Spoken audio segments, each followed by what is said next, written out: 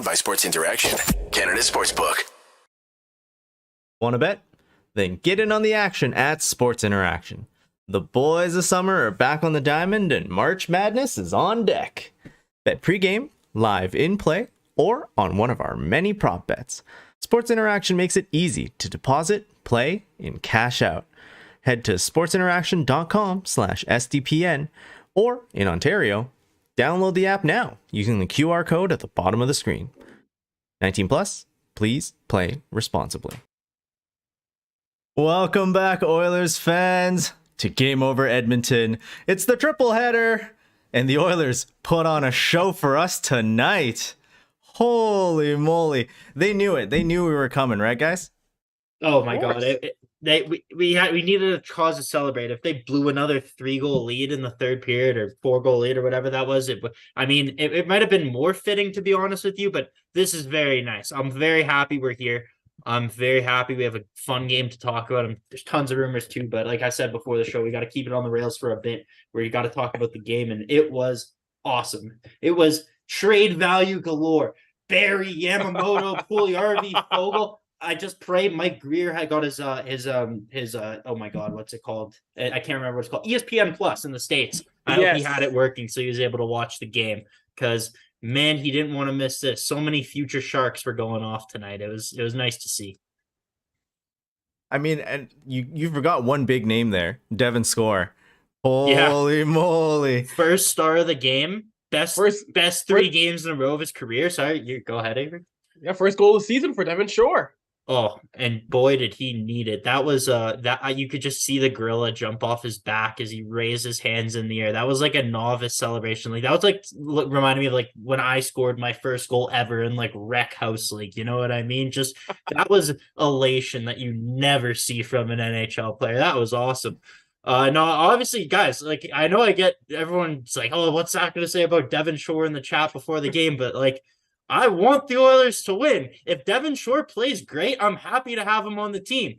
Problem is, more often than not in his Oilers tenure, he hasn't been great. So it's great to see. Keep it up. Stay on the roster. Make it harder to come in. Because if I hope some of these guys in the bottom 6 will eventually have to be moved out for cap reasons at the deadline. If you bring in a big fish, I don't know. We'll get into that. We need guys to come in and replace their production. And if Devin Shore could be one of those guys, saves kind of move, makes it easier on us.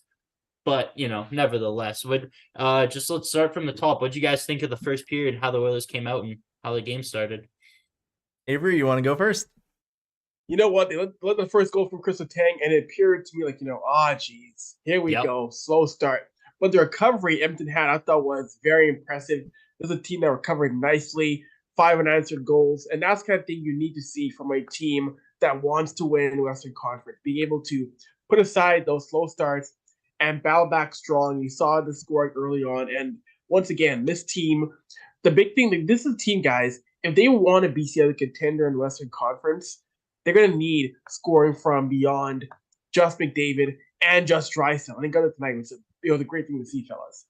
Oh, this was one of the most dominant performances of the season. It was a statement game by the team coming out after just that stinker against Philadelphia. Even though they took the 2 points, they got the ball rolling in the win column, and we're up and running. Hopefully they keep it going against Columbus, because that's, we had a stinker once there before, so let's see. But yeah, no, that was dominant. In the first period, they outshot the Penguins 14-3. You let the first goal in, but the bounce back was it was something to be admired, right? That's something you hope that they can do consistently. I thought everyone was playing at the top of their game. There wasn't really one person who I could single out and say, oh, they played poorly. If you look at the expected goals, though, in a game where the Oilers dominated the possession so much, it's really funny that Matthias Janmark is sitting there with only controlling 32% of the expected goals. He kind of took a dumb interference penalty kind of later in the second too, right? So maybe he's someone you could single out as, okay, if Costin's healthy against Columbus, you could probably take Janmark out of the lineup and put Costin in. But no, it was a phenomenal performance. And sometimes you expect, okay, they got the ball rolling out in the first. Oh, they're going to come out flat in the second. Nope, not at all. They kept it going right away. And the second's kind of where they just had that onslaught, right? So. Yeah, and I mean, looking at it, actually, I think the emergency exception rule, whatever whatever it was that we used to bring Devon Shore up here. I don't know. This makes it a little bit difficult on who you have to send back down. I mean, Shore played fantastic on that line with Ryan and Jesse Puljujarvi, who I thought is sneakily having a pretty good week, right? In the last 5 games, he had like 3 assists or something like that. No goals at the end of the game. 1 at the beginning, first period, 1 in the third period. 2 big chances, and he just couldn't quite bury it. Absolutely cursed. Absolutely cursed. I'm hoping, Puljujarvi is making a pretty good run right now, especially on that fourth line. Honestly, if Ken can't pull off Erik Carlson and he could bring in a shaman to bless Jesse Puljujarvi, I'd be fine with that. That's a good enough addition if Jesse can get that curse off his back. We need a medicine man, so there's something fishy going on. There's something, I don't know, but yeah, no, Jesse obviously hit the post in the third period, had that Jari had that amazing stop on him in the first on the one-timer. So yeah, no, and it was awesome to see the great pass to Devon Shore. Jesse was awesome.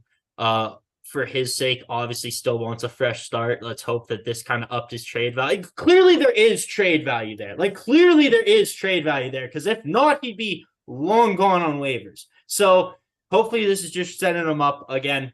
Hopefully he ends up on the San Jose Sharks, but wherever Jesse ends up, I'll be cheering for him. If this was his last game as an Oiler, I'll be pleased. I'll remember him. All fond memories of Jesse. Going out with a bang, right? And with that, guys, the Oilers are second in the Pacific. How quick one win can make all of the difference in this conference right now. And you know what? Vegas has a couple games on hand. They're playing against Calgary tonight, I think. Calgary's 0-7 in their franchise history against Vegas, so I don't plan on them. Oh, they're up 1-0, but we'll see. Calgary blows, so they were up. I don't believe in them at all. Kings lost 2 though, so yeah. The Oilers, as of right now, as of 7:53 Mountain Time, they're second in the West. Like, they could win the West very easily here. A couple more hot streaks. I know they have a tough stretch with Boston, Winnipeg, Toronto, but like, if Ken Holland, wakes up from his nap, maybe, just maybe, food coma at this point. Roll. Yeah, I don't know what he's doing. I don't know. He's waiting. He's at the printing press waiting for the guide and record book to be printed. And as it's coming, he's checking. We're about 2 years behind, but he's catching up.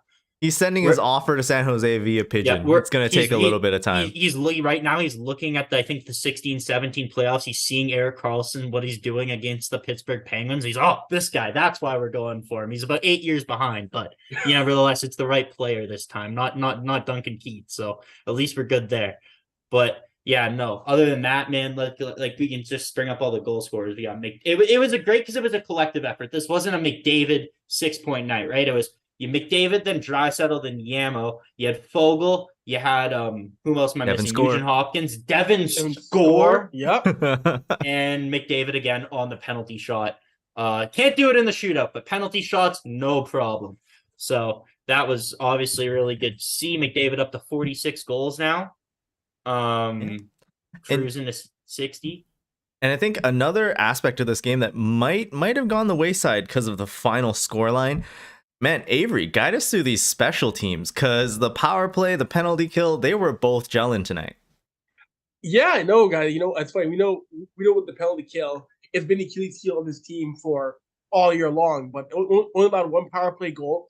Again, that was a great sign. And 2 power play goals for this team. And we know you will always get on the power play. You may as well put a goal on the board automatically. Like, it is tough to stop everyone's power play. So they get 2 more goals on the man advantage. It's a great thing to see. Of course, you want to see Edmonton score more 5-on-5, but you will take this team any day of the week on the man advantage, beating a goaltender when they get the chance. You will take that. Oh yeah, absolutely. It was a weird game for Stuart Skinner, right? He technically allowed like 4 goals, but also, he wasn't getting a lot of work, like 3 shots in the first period. Obviously, the Penguins picked up a little bit, but not too much. Like, I think 11 shots and average out in each period. They put it on mostly later in the third, but obviously by then it was too little too late. So Skinner lets in the goal, but it's called back offside. Nothing was going the Penguins' way. It's hilarious when it's not you, and all of a sudden you hear fire, Hextall, and the Oilers. You just know that the Oilers are doing that to someone else. And man, because 9 times out of 10, that's what's happening to the Oilers. Someone's putting up a 10 spot in the Oilers, and there's jerseys on the ice and fire Eakins, fire, whoever. So it's really nice to see. It warms my heart when someone else is disgruntled. So yeah. What else? I mean, Yeah, that was fun. You look at it and it's tough. Like, even though you're right, like Skinner didn't have to make a lot of saves. When you get 3 shots against you in the first period, you get hella cold. Like, that's a real tough thing to jump back into. I'm glad he posted a 917. That's great. Like, better than Jack. That's all you need. Yeah, positive, guys. Come on. Honestly, I saw Andrew tweet out. He said, "Oh, why is Woodcroft challenging for offside in a 6-2 game?" I'm like, no, we need Skinner's save percentage above 900 for this game. We need it. I fully respect that. And then the Carter goal comes back to that. Like, the guy was pretty much touching the jumbotron with his stick when he tipped in the goal. So obviously that's coming back. That was it. Nothing was going Pittsburgh's way. I think this is their 4th loss in a row. The Caps obviously started selling today, so Pittsburgh's in a really, really interesting position going to the deadline. This is one of the most fun, nerve-wracking, exciting deadlines I can remember in a long time, just because of the state of the Oilers, I guess. But even like seeing teams with Ovechkin and Crosby kind of teetering on the edge of the playoffs, and do we sell? Do we not sell? It's going to be really interesting to see the outcome of those decisions for those teams. No, of course. We talk about the Oilers trades, Oilers deals. I think we will know about the Oilers. I predict until March 2nd or March 3rd. It's going to come down to the wire in terms of Edmonton acquiring Erik Carlson, but they really should be getting back into a deal for Jacob Chikrin. They should be getting back into a deal for him. From what I've heard on my end, there's rumblings that Oilers scouting staff doesn't think he's a good defender, which to me is ridiculous. Like, how do you have a pro scouting staff that doesn't think Jacob Chikrin is a good defender? That blows my mind. I don't know what games they're watching, genuinely, unless, again, they're reading the guide record book from 4 years ago. Like, Jacob Chikrin is an elite defender. This year he's been a top 10 defender in the NHL. I've read the same things that you've heard. So, I know that the Oilers scouts are not very high on him. They see him as a kind of a second pairing left shot defenseman, a guy who's going to shoot the puck, a power play specialist. Obviously, I believe he's not that. I know most smart people believe he's much more than that. Again, so if we're together, we've talked about the game. It was a domination by the Oilers. Like, move on to Columbus, whatever. We got that. Let's focus on the fun part here. We got 8 days left of the deadline. They play on Saturday at 10:30 in the morning. So once that passes, we got 2 games left till the deadline. We're a week out tomorrow. I know you said that you think they should be targeting Jacob Chikrin. Everyone knows where I lie with Erik Carlson. I want it to happen. I want it to happen bad. But Dennis, before I get into who's your number 1 target for the Oilers this trade deadline season? I mean, we all know it's got to be a defenseman. The team itself has asked for a puck-moving defenseman. I think Jacob Chikrin's a great choice, partially because of just how cost-controlled that deal is. Yes, you're giving up a lot of assets because he's been on the market for a long time, and it doesn't look like they're budging at all. But if you're the Edmonton Oilers, you go for it. It doesn't matter what assets you have to give up. I can understand with Carlson, the money makes the deal a lot more difficult. You might have to have a little bit more of a negotiation struggle to make it work. So for that reason, I'm thinking Chikrin's the number 1 acquisition. And I wouldn't mind a Patty Kane or another big scoring winger on the team. See, that's where I wanted to go with this. So first I'll ask Avry. Avry, who's I know you said Chikrin, you talked a little bit of Chikrin. Is Chikrin your number 1 target for the Oilers until the deadline, when the deadline hits? In my mind, it is Chikrin, but if it's not Chikrin, then it should be Erik Carlson. I'm not on the Patrick Kane. I'm not on the Patrick Kane bandwagon. I feel your major need is defenseman, is top level blue liners. You only need a Patrick Kane. I feel Chikrin. If not Chikrin, then Carlson. If you can't get one of those 2 guys, that's a major failure on management's point. That is a failure on the part of Ken Hall. You can't get either guy. Absolutely. I see people in the chat talking about Tyler Bertuzzi. The Wings just want to beat the Rangers today. No way they're selling right now. Bertuzzi isn't going anywhere. That's a own rental, and I'm sure they'll figure it out in the offseason. But yeah, no, I'm in the exact same boat as you. Yeah, Toronto in a similar position with their core. They ship out a ton of futures and draft picks. I know people say, "Oh, it's an expensive price. It's an expensive price." It doesn't matter. The price doesn't matter. Kyle Dubas isn't looking for a bargain. He's not looking to fleece someone. He's looking for the most impactful trade that he can make to bring in the most impactful player to his team. If the player's impact is high enough, that makes the price worth it. And if we're talking about bringing in the guy who's going to win the Norris, that to me is impact through the roof. Has the Norris Trophy winner ever been traded in season before? I highly doubt it. I don't know. I know you said it's going to come down to March 3rd, and I agree with you. Just based on the way Ken Holland acts, he's slow. Right now, there's a game of chicken going on with Mike Grier. I know that's why we heard, it's a 1 in a million shot from Elliot Friedman. That's posturing through the media. They're telling Friedman that it's not going to happen. So they, in hopes that, I don't know which side is doing it, that the other general manager is going to see that and come back to the table with a better offer, or bend a little bit on the retention, or bring a little bit more assets to the table. In my mind, it makes absolutely no sense for San Jose to keep Erik Karlsson past the deadline. And I know I'm biased as an Oilers fan, but I've listened to an unhealthy amount of San Jose radio in the last week. And I am telling you that they are on the same page. Like, they think that Mike Grier, might keep Erik Karlsson for another year, but they all agree that is so risky on their part. Essentially, the thought process is, if you can get any assets back, that is a positive, because we all agree that the deal wasn't movable 6 months ago. If Erik Karlsson's playing at 60% even next year of what he is now, there is little that contract becomes unmovable again. It's because he's 100-point defenseman that it's even movable, because he's 32. He's had injury issues. And then the other thing is, and I know you guys want to jump into, say my last thing. They're going to move Timo Meier. They're going to move a bunch of their other skilled forwards. You're taking away tools from Erik Karlsson. He's shooting 4% higher than his next highest season. He's at 12.5%. His next highest season was last year at 8.5%. That's going to come back down to it. So more likely than not, the points aren't going to stay at this ridiculous pace, and they're going to fall down, and then his value goes down, and then you're not getting as near good a package as you would right now. So that's my piece. Yeah, you're right. When you talk about buy low, sell high, right? You can't get a lot higher than the probably Norris Trophy winning defenseman Erik Karlsson. I totally understand that it's a tough cap situation, but teams get creative all the time. And if you're willing to make it work, you're willing to put in the effort. Erik Karlsson for 4 more years, you know what? That lines up pretty good. He's 32 right now. That'll bring him all the way to 36. At the end, you might be able to do a little shenaniganry and have him retire a little early. It's almost like that happened a year ago in oil country.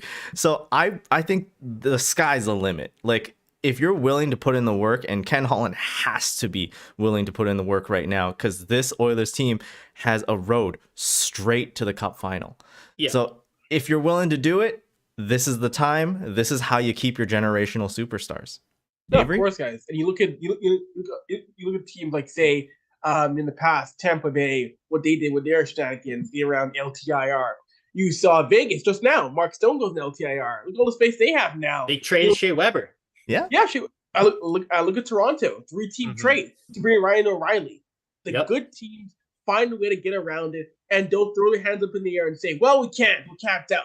The good teams don't give up and say, "We can't do it." They figure out how to make it happen.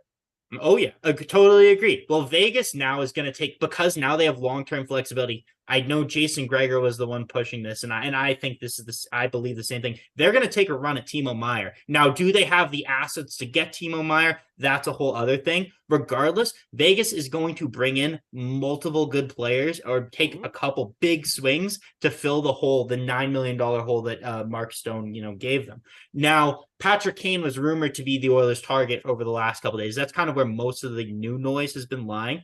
It seems today that the New York Rangers, like he's pretty much a New York Ranger is a Chicago Blackhawk, but it looks more and more likely that he's going to the New York Rangers. Right before the Oilers game started, there was the Rangers made 2 late scratches, and it just so happened that if Patrick Kane is 75% retained, similar to what we saw with the Orlov and the O'Reilly deal, the Rangers will be able to just fit him in under the cap. And it's funny because the Rangers, as of right now, without making this trade, have $200,000 or $300,000 more in projected cap space than the Oilers, right? So they got creative and they're bringing in a $10.5 million player, right? With only $300,000 more dollars on the Edmonton Oilers. There is absolutely a route in which you can bring in a player. You look at the Ottawa trade yesterday with Nikita Zaitsev, right? The price to move on from $4.5 million was a second and a fourth in the following draft. And I think the actual dollars were around 5.6 for Zaitsev this year, so it's actually more expensive for the team bringing him on, and because he does have the following year. You look at Erik Carlson, if they were to do the 30% or 35% retention, it ends up working. I think Jason Greger did the math. It comes out to San Jose would be paying Erik Carlson over the course of the contract like $15.6 million or something.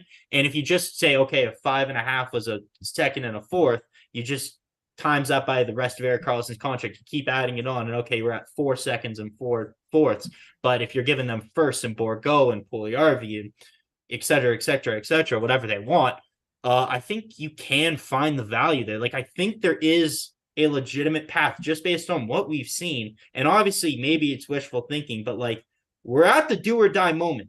It is such a slap in the face to 97 for him to come and I understand you can have different perspective on this, for him to come and ask for a puck-moving defenseman. Like, if I have to watch an offensive possession where Cody Ceci pulls an Alex Chase on and absolutely kills the possession again, I'm going to run my head through a wall. I can't watch this absolute killer at the blue line every time he bobbles it. It's ridiculous. Watch the guy make a 4-foot pass. Last game, he handcuffed Philip Broberg. You would think Cody Ceci's the rookie. No, it's the guy has no puck skills. He's fine as he can excel as a third-pairing right-shot defenseman, but they're clearly playing above where they are. Vincent Desharnais today, even his expected goals were actually the second lowest on the team. They were just a little bit above Janmark. He didn't have, as far as his career in the NHL, I know it's short, small sample size, he had probably one of his weaker nights tonight.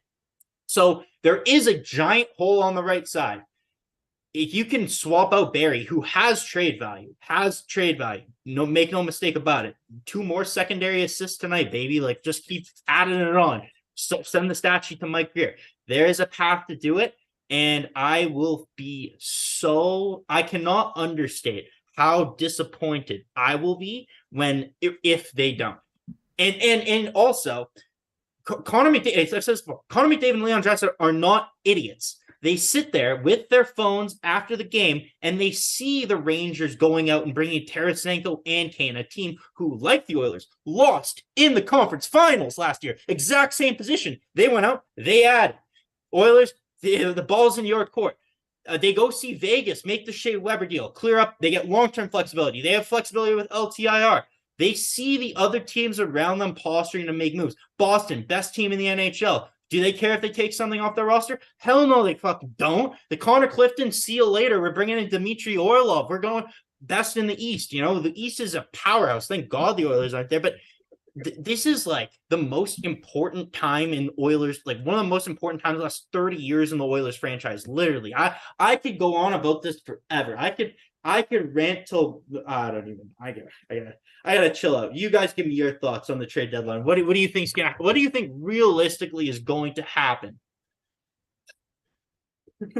Avery, you want to go first? I don't want to follow that. No, I'm just kidding. Realistically, like, we're talking about the Edmonton Oilers and a trade deadline. You know, there's always been a bit of a disconnect over the years in terms of what the fans want and what management will actually go and do.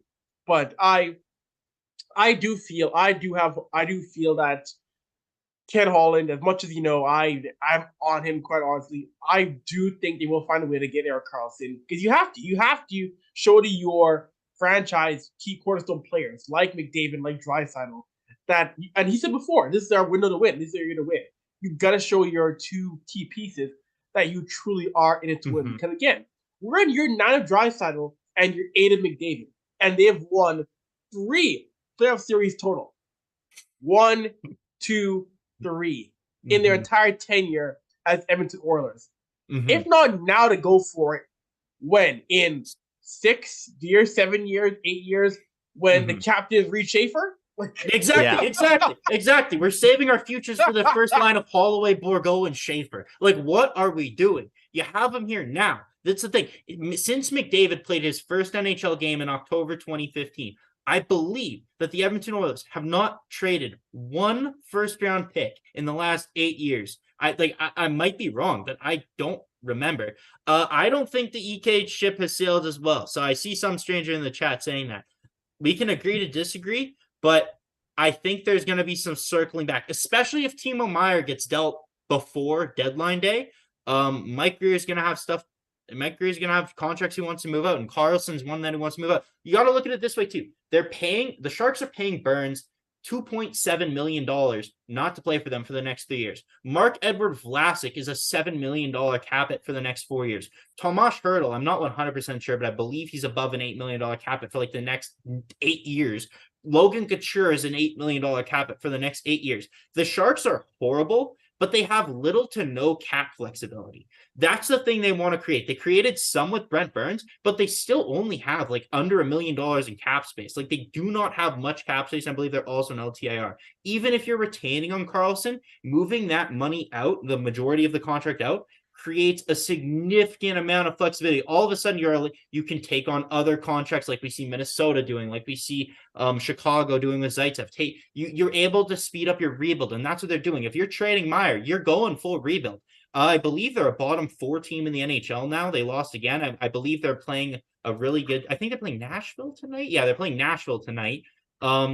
They're on a route to the bottom. You're really telling me the only guy you're going to keep is Erik Karlsson? You got to do everything you can to move this guy out in season. You want to win the draft lottery. You don't want someone with a historic season single-handedly pulling you up the standings away from Connor Bedard. And I mean, if you look at it, in the beginning of this season, no one thought the St. Louis Blues would be rebuilding.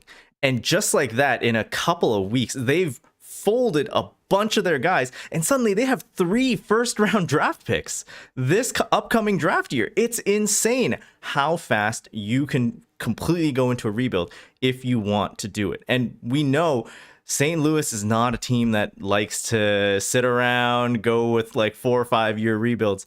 They want to go tank hard, tank fast, and then come back in like year 3, year 4. That's what you could do if you're San Jose, right? You still have assets. Did something major happen? No, I was like, are we breaking a trade live on air? For me, Wouldn't that be amazing? For me, major is, oh my God, the Oilers. So I see that, the Oilers, Stauffer mentioned on the post game that Edmonton has a couple of scouts at the Nashville game tonight. And then I'm like, Ekholm, Jeannot, okay. But then remember who I just said Nashville's playing? The San Jose Sharks. So that's phenomenal. That's great to see. Ekholm, let's just talk about Ekholm real quick. Obviously, I think we all agree that whether it's a left shot or a right shot, the best defenseman available is who we want the Oilers to target. I see a lot of Mattias Ekholm going around, and in theory, I like Mattias Ekholm as a player. I described him to Dennis earlier. I'm not sure I said this to you, Avery, but he's kind of like the perfect mix of Klefbom and Larson, right? He's got that a little bit of offensive skill, but he's got that mean grit, and he's solid defensively. More like, obviously, he's not saying Klefbom's not solid defensively, but the meanness and the style in which he plays reminds me a little bit more of Adam Larson. Would be great. Obviously, he's a little bit older, and he carries a $6.25 million cap hit. And clearly, by the asking price, Nashville is not being realistic at all in what they're doing, because apparently for 0 retention, they are asking for 2 first-round picks. That's Jacob Chikrin price. Like, why would I not trade for the guy who's 7 years younger, probably more upside, and $2 million less? Like, it just makes no sense to me. It's like, okay, you can have Ekholm if you wow us, but we're keeping him. Even if you threw in like a Tanner Jeannot, I still wouldn't do that trade. Yeah, I would just try and trade for Jeannot outright. But anyway, sorry, Avery, what are your thoughts? I was going to say, the asks of both Nashville and Columbus are very strange in terms of what they want for their defensemen, what they want for Ekholm, what Columbus wants for Gavrikov. I don't know what's going on in that region of Tennessee and Ohio. Like I could honestly see Gavrikov not getting dealt with what they want from the Columbus. Oh my God. Jarmo Kekalainen, if he pulled that off, is the biggest shyster in NHL history. Like, how he can convince people that Gavrikov is worth this and David Savard last year, a couple years ago, was worth whatever Tampa first and third. Like, this guy just picks the most mid defenseman on his team, just no points. See, no points. Guy is a stalwart defensively. Clearly must be, right? Clearly, he's at home all the time. Taunts, and people who don't watch Columbus, because like, fuck, I don't watch Columbus. Who watches Columbus, right? They see, oh, wow, this guy, not a lot of points, puts up some decent ice time, probably really good defensively, and you just assume that he's really good. Like, I've been guilty of that in past teams that I don't watch. And I guarantee you people will just see the guy, the Russian, they see just a bunch of things that should make him a good, solid defensive defender, even though, according to a Columbus journalist that I was following on Twitter, Columbus is, since he's been out and for the 5 games, Columbus's defensive results have gotten better. Not worse. So yeah, I wouldn't touch Gavrikov with a 10-foot pole. I put him in my John Klingberg category, and I also don't believe that the Oilers are that interested in someone who's not a difference maker on the back end. So, and he's not willing to re-sign in Canada at all, right? So that's the situation. Yeah, it's literally a service, a home run for Ken Holland. He's not going to trade for a guy who's a rental. He said that many times. Maybe he'll do a Dubas and go back on his word, but yeah, I'm glad that we're not in the Gavrikov market anymore. But yeah, a guy does a first, third, and the fourth for a guy who maximum, if you go far, will play 30 games for you maximum, and will not re-sign with you next year. Like, that's a waste. That'll be a dumb decision. It reminds me of when Vegas traded. I mean, it's a better player, but Vegas traded a first, a second, and a third for Thomas Tatar and ended up scratching him in the playoffs, right? Like, it reeks of that kind of big mistake, the Ben Sherratt big mistake, like, just immediately everybody knows, like, don't do that. We don't want Ken to just do something because he feels like he has to do it. That's why it's interesting watching these targets fall off the board. Like, again, I know the Oilers, apparently the rumor was Brad Holland was at the last couple Blackhawks games. He was at the Stars game.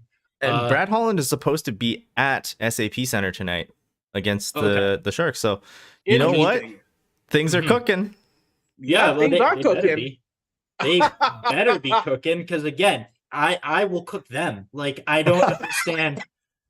Like, man, like, like, if there's one year where I'm just comfortable moving, like, and I saw people theorizing, they threw out a trade package for Ekholm and Jeannot. They said, okay, well, why not two first if their Nationals going to retain plus Borgo? I'm like, dog, that's the price for Erik Karlsson. Like, what are we doing here? Like, let's stop trying to bend to what the Oilers are thinking, or these, like, we're just trying to make stuff work when it doesn't work. Like, to me, if we're going to give up these assets, which I'm on board, fully send them to the moon, strap them to Chris Hadfield and send them to the space station. I don't even know. Like they got to be gone. And if you could bring in someone of impact, I don't think it's going to hurt your team. Because again, let's also, there's another thing I did want to discuss about Erik Karlsson is, okay, if we bring him in, obviously people got to go out the door. So let's say, just for argument's sake, let's say 2 of the 3 of Yamamoto, Fogle, and Puljujarvi go, and then Tyson Barrie, obviously. Are you worried at all about losing depth up front and swapping out Barrie for Carlson? I'll let Avry go first, and then Dennis, you can follow. No, I'm not all that worried. No, I mean, yes, you know what, Tyson Barrie is a guy who got you a lot of points. At the same time, though, again, he is a guy who, if you want to deal with anybody, he should be in the package to get Erik Karlsson. So I'm not too worried, because, again, you're talking about a guy who is on pace to win the Norris, be 100-point guy, is a moving defenseman that Draisaitl and McDavid want to have in their lineup. So I'm not going to be too worried about that, because if we're sitting here and his team is back in the Final Four or playing a Cup final, I don't think people will be missing him too much in that sense. Oh, yeah. Dennis? Honestly, I'm not worried at all either. I've mentioned this earlier on the show, but you're wanting to buy low, sell high. And Tyson Barrie, if you're looking at his stat line this year, yeah, he just hit another, 40 point. What was it today? What did you say? I was typing in the chat. Sorry. Yeah, he hit another, like, milestone season, and it's it's high. Like, this is probably the highest trade value Tyson Barrie is ever gonna it was have. 340-point seasons. 340-point seasons. 340-point seasons. Like, wow. Yeah, I know. Exactly. So, first Oiler to do it since believe it was Charlie Huddy or something in the 80s. Which this is the best Tyson Barrie you're gonna get. This is the time to deal him. And if you're getting Erik Carlson in return, you're not gonna miss what Barrie brings. Yeah, we have the best offense in the NHL, and then if the cap that you're moving out is those 3 forwards, Yamo has missed more of the season than he hasn't, and even when he's been in there, I know he scored tonight, but it was really a tap, and he doesn't look like comfortable. He fits in right now. He doesn't look comfortable at all in the lineup. That's a good way to put it, Dennis. And then Puljujarvi obviously wants a fresh start, needs a fresh start.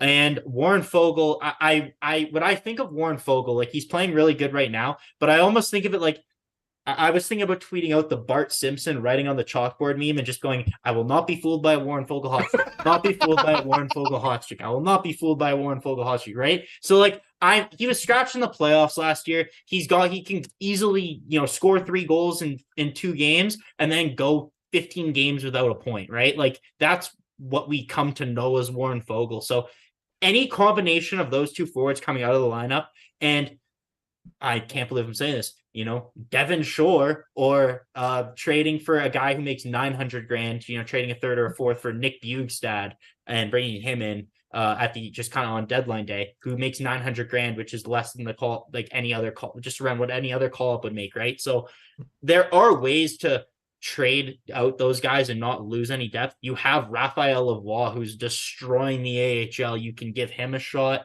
Like there are options there. I don't think, I personally would not be worried whatsoever about moving any of those forwards out. I don't think it affects the depth.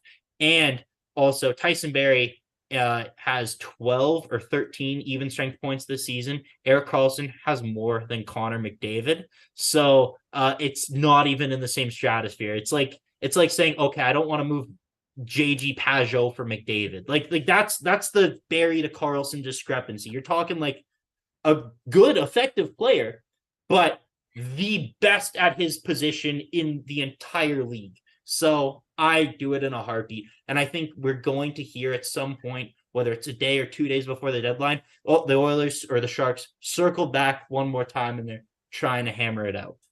Yeah, personally, I feel like it is one of those things that are just going to drag out until, like you mentioned, March 2nd, March 3rd. Once that hits, it looks like it will actually still be a good trade deadline day. We're hoping for that. We have one trade proposal that we already have not shot down because we went on a little mini Gavrikov rant. So we're done with that. We have no time for him. What else we have here is a second Foegele and one of the prospects, Savoy, Niemelainen, Tullio, or Petrov for Nito Niederreiter. 40% retained, and that allows you to call up Holloway, Lavoie, whatever, with the remaining money left over. Looking at the contract for Nito Niederreiter, he's a good player. He's a good player. He has a $4 million cap hit. I believe he's an above average finisher, so he would benefit. He's a better 6th option in the top 6 than they always have, because they have 5 when they're healthy. They have 5 top 6 forwards, and then Yamo, Puljujarvi, Foegele, whoever on that second line right wing. So I'll repeat the cost there: a second, Foegele, and one of our prospects. I only do that on 2:59 Eastern on deadline day if you absolutely have to. And I'd still be fuming if to me, I have my eyes on the prize, the big target, and it's really hard for me to accurately look at other trade proposals that are probably really good, but it's just hard for me to give an accurate opinion because my perspective is so warped right now with what's going on in the NHL. If that's fair, Adam. Let's say the Carlson trade has happened. You're on top of the world. You are just watching, staring at your phone and in disbelief. And then this trade comes in afterwards. How do you feel? Do you even care?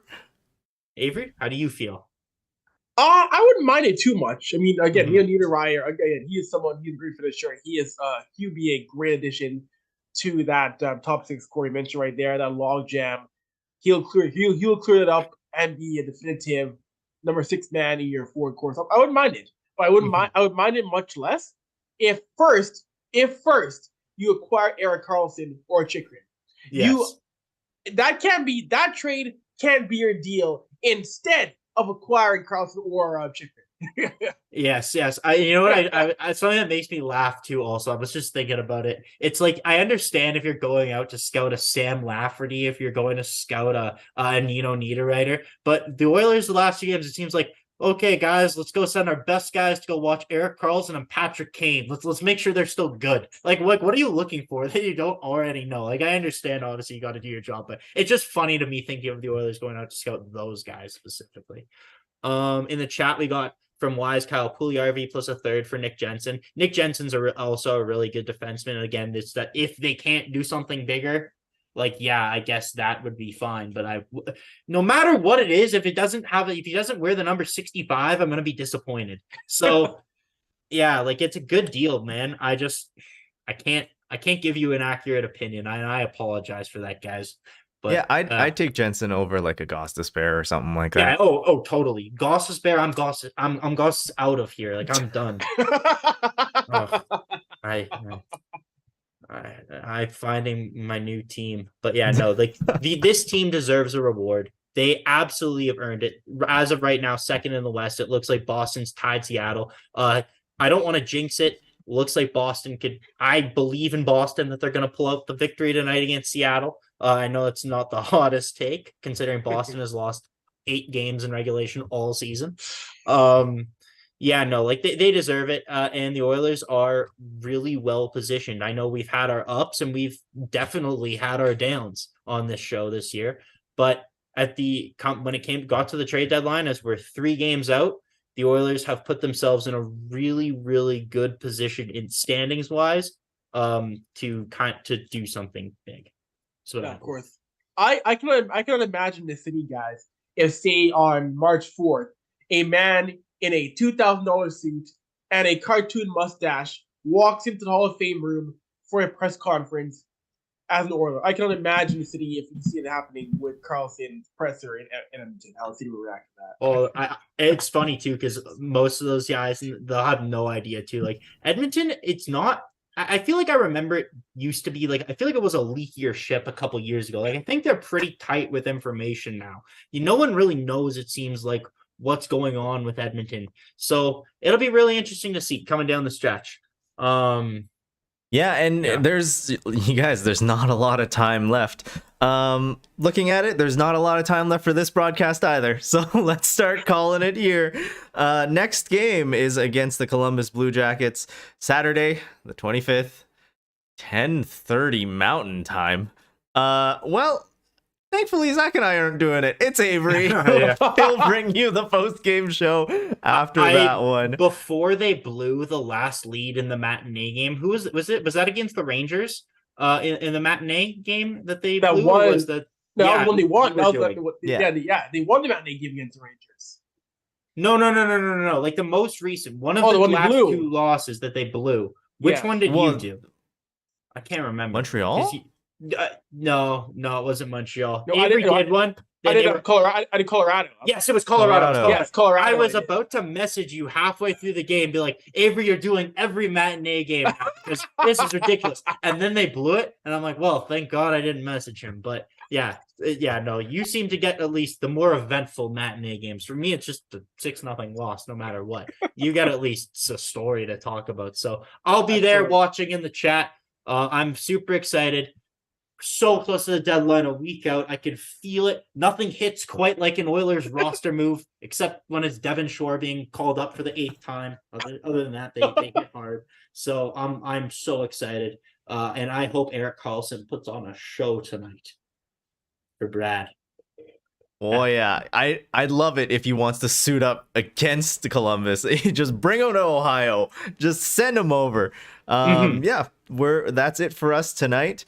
The Oilers have a very busy next week, so we'll be bringing you all the Game Over Edmontons, and March 3rd, Friday. That's a trade deadline. We're gonna have something cooking at SDPN for that. Until then, that's it for us. Thank you so much for watching. Have a fantastic rest of your evening. And for the last time tonight, play La Bamba, Play La baby. Bamba, baby. Oh, baby. Bye-bye. Take care, everyone. Game over! Powered by Sports Interaction, Canada Sportsbook.